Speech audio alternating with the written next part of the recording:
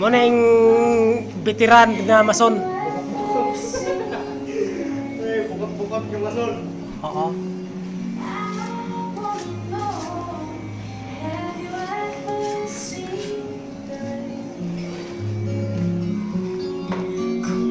Yan, sinimula na maglagay. Yan.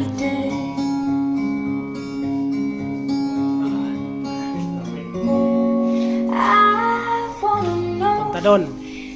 Lagyan na ng ano.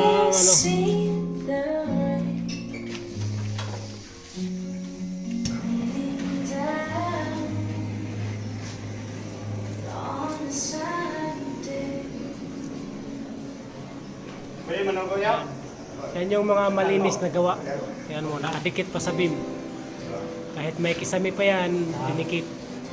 Para malinis na gawa yan. Yan yung mga trabaho ng mga malinis. Yun.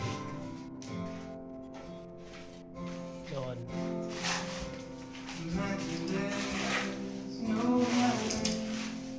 Baka may magtanong na baka mahirap ipasok yung wire. Hindi yan mahirap.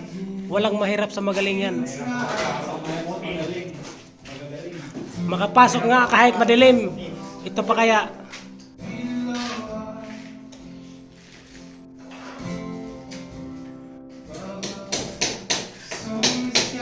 Panoorin nyo ang isang maso na kahit isang araw pa lang nagsimula. Tingnan mo yung galaw. Pang 2 taon na. Ago. Abangan nyo ang susunod na vlog niya.